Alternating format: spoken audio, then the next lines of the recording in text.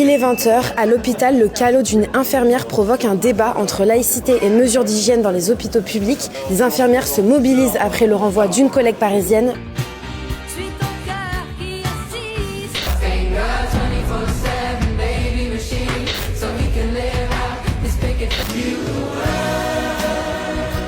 Je vous récap. Alors, Majdouline B était infirmière à la Pitié-Salpêtrière depuis 2018. Elle dit qu'elle porte quotidiennement un calot, c'est-à-dire un couvre-chef, qui est couramment utilisé par le personnel soignant pour des raisons d'hygiène. Mais fin 2024, la direction de la Salpêtrière lance une charte de la laïcité que tout le personnel doit signer et qui interdit de manifester ses convictions religieuses. Et c'est une charte qui s'ajoute à un guide de l'AP-HP publié 1 an plus tôt, en octobre 2023, qui stipule « Porter une charlotte ou un calot en dehors du bloc peut constituer l'expression d'une appartenance religieuse et ainsi un comportement professionnel fautif. » Majdouline dit alors avoir été convoquée 6 fois en entretien ou en conseil disciplinaire. On lui reproche le port de ce calot. Puis, le 10 novembre dernier, elle est finalement renvoyée et radiée de la fonction publique pour tenue vestimentaire inadaptée et refus d'enlever son couvre-chef malgré plusieurs demandes. Elle ne pourra donc plus exercer dans l'ensemble des hôpitaux publics de la PHP.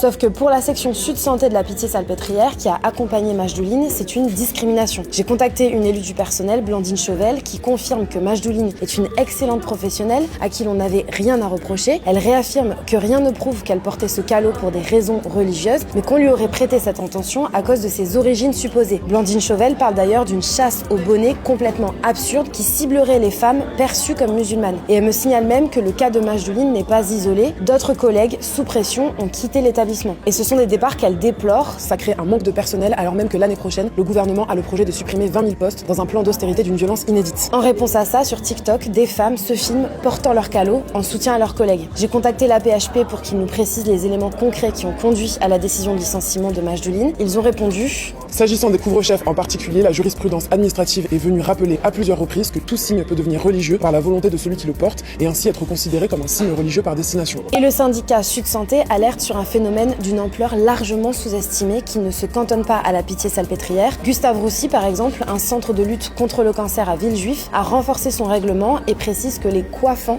sont interdits en dehors des soins. Et certaines femmes auraient déjà été convoquées par la direction et auraient peur d'être licenciées. Les directions d'hôpitaux se défendent en invoquant l'hygiène et le fait que le calot ne devrait pas être porté toute la journée. Majdouline prépare un recours devant le tribunal administratif dans les prochains jours. On vous tiendra au courant sur Brut.